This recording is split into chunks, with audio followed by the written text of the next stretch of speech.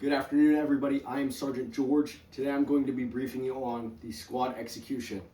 The mission statement for this mission is going to be 1st Squad, 1st Platoon, Charger Company, 1-5 Infantry will attack to destroy the enemy mortar team on Objective Phantom, Uniform Foxtrot 1197-3184, no later than 30 August 2200. I say again, the mission statement is 1st Squad, 1st Platoon, Charger Company, 1-5 Infantry will attack to destroy the enemy mortar team on Objective Phantom, Uniform Foxtrot 1197-3184, no later than 30 August 2200 in order to deny enemy influence on the battalion main effort. The course of action statement for this mission is going to be that the purpose of this operation is to deny enemy influence on the battalion's main effort. We're going to accomplish this by conducting an infiltration on the objective. The decisive point to this operation is the enemy mortar team taking one or more casualties on Objective Phantom, and this is decisive because it allows friendly forces to overwhelm the enemy on the objective by destroying 25% of the enemy force. Risk assumed by us is that we're going to be conducting a long-range raid with a squad-size element with minimal support. Risk is going to be mitigated by minimizing unit signature with inclement weather, proper route selection, and small unit size. The main effort for this mission is going to be Alpha Team, who's going to be destroying the enemy mortar team on Objective Phantom in order to deny enemy influence on the battalion's main effort. The supporting effort 1 for this mission is going to be Bravo Team, whose task is to interdict any incoming enemies on the objective in order to prevent the enemies from having influence on the main effort. Supporting element 2 is going to be Weapons Team, who's going to be providing support by fire in order to enable the main effort to complete their mission. The end state for this mission is going to be that the primary MSRs in AO Ronin are going to be contested. The enemy Nortorbian forces in zone are going to be disrupted without accurate knowledge of charger elements, composition, and or disposition. Civilian casualties and collateral damage are going to be minimized. And friendly dispersed elements are going to be reconsolidated and postured for follow-on offensive operations. If I can orient you now to my concept sketch. Phase 1 is going to start with planning, which we're going to be doing rehearsals, our op-ward brief, PCCs, PCIs, and our demo prep.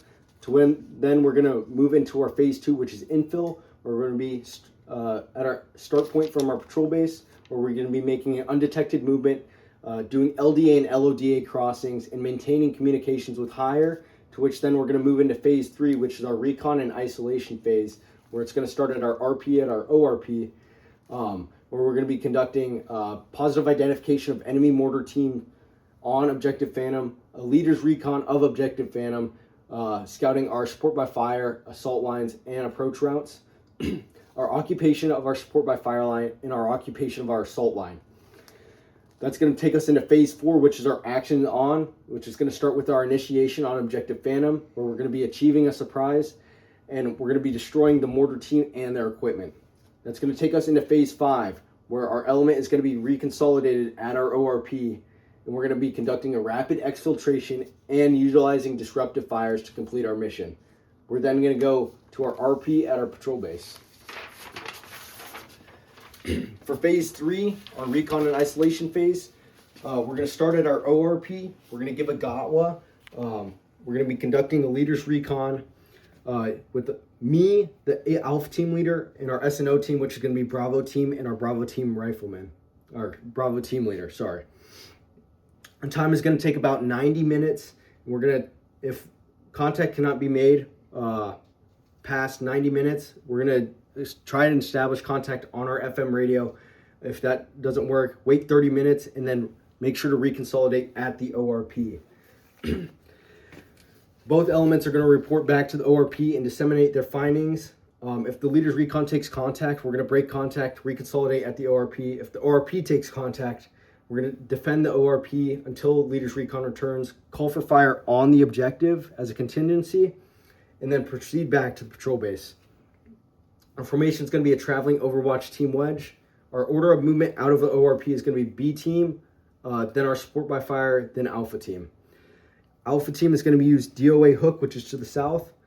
Support by Fire Team is going to be using Route Net, which is to the west, and our Bravo team is going to be using route line, which is also to the west.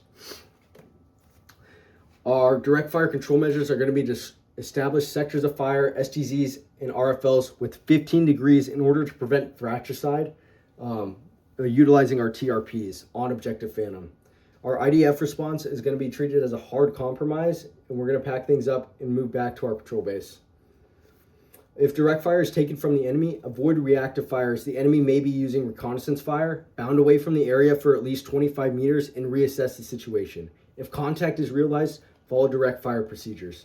Disengage once fire superiority is reached. Our ID of enemy defensive obstacles in AR Ronin, enemy movement of a platoon size or bigger, and our ID of the enemy's HQ-16 are all going to be passed up to higher, as those are critical pieces of information that HQ needs to know. Our passcode for getting back into the ORP is going to be a total of 7 IR strobe flashes, and our weapons control status for this phase is going to be tight. The enemy situation is that they have one 82 millimeter mortar team on the objective, and they've been firing from 0300 to 0800 hours and 1500 to 1900 hours over the last 2 days. This brings us into phase 4, which is going to be our actions on objective. Once everybody is in place, support by fire is going to start by engaging with both M4s and their M240. They're going to engage between TRP 1 and 2 using cyclic rate of fire for the first 10 seconds, a rapid rate of fire for the next 20 seconds, and then go into a sustained fire after that. M4s are going to engage targets that are openly available, so soft targets, targets that are near, and targets that are in the open. Our M249s and M320s are going to engage targets as they appear on TRPs 2 and 3. And our support by fire is going to repeat the engagement cycle discretion from me and the Alpha Team Leader. Our shift and lift fire triggers. So on call from squad lead from me, support by fire shifts to engage targets as they appear between TRPs 1 and 2. Our support by fire is going to confirm the shift fire is completed through whistle blows. Our assault is going to conduct aggressive and successive team bounds to assault straight through the objective Phantom, right through here. And they're going to engage targets as they appear in their lane between TRPs 2 and 3. Movement forward of PL Pike by the assault element requires support by fire to confirm a ceasefire, where they're going to yell out ceasefire, do several successive whistle blows in a row instead of long prolonged ones. And the Alpha Team Leader is going to confirm the LOA has been reached and the lift fire is successful. Our special teams, we're going to be having an EPW team go back, search for EPWs, bound them, and take them off the objective out of harm's way. And then we're going to have our demo team come off the LOA once the EPW team gets back, plant explosives on the enemy's mortar team equipment, and set a 3-minute burn time. This should all take less than 10 minutes, to which then that's going to lead us into our consolidation and transition, phase 5. That mortar is going to blow, and that's going to signal our red, white, blue plan. So once that mortar blows, our security team is going to come off of where they're at OP1, come back, and then that's going to pull both our assault and security back, and then the white's going to happen. We're going to go back to where the support by fire position is at, and then utilizing them, we're going to do our blue plan, and we're going to head back to our ORP. After reconsolidating on the ORP, A-Team Leader is going to get their azimuth to follow the primary route back to the PB. The A-Team Leader is also going to get azimuths for alternate routes just in case of contingency. A-Team is going to step off first. Bravo Team is going to step off, and our gun team is going to follow. And they're going to be utilizing a squad column, fire team wedge, and movement techniques for traveling. We're going to be utilizing the original checkpoints to get back. And our priority is to return to the patrol base safely with no additional casualties. And our weapons control status for this phase is going to be tight. Our PCC and PCI focus should be on night equipment and demo equipment, as we're going to be needing to use those to successfully accomplish this mission.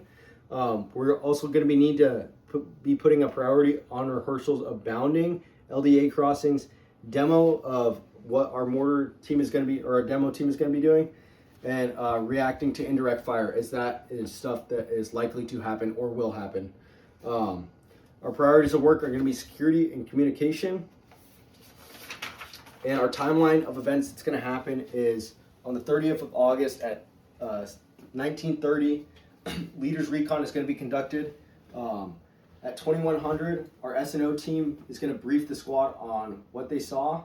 At 2115, our unit's going to step off from the ORP, get to the RP. At 2130, our unit's going to step off from the RP to get to the assault and support by fire positions, as well as our security positions. At 2150, our unit's going to reach the assault, support by fire, and security positions. And then at 2200, Objective Phantom will be destroyed. At 2210, we're going to reconsolidate on the LOA and get out of there in order to avoid indirect fire from the enemy. And at 2220, we're going to reconsolidate at the ORP.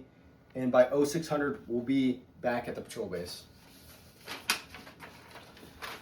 That is all for this brief, pending any further questions.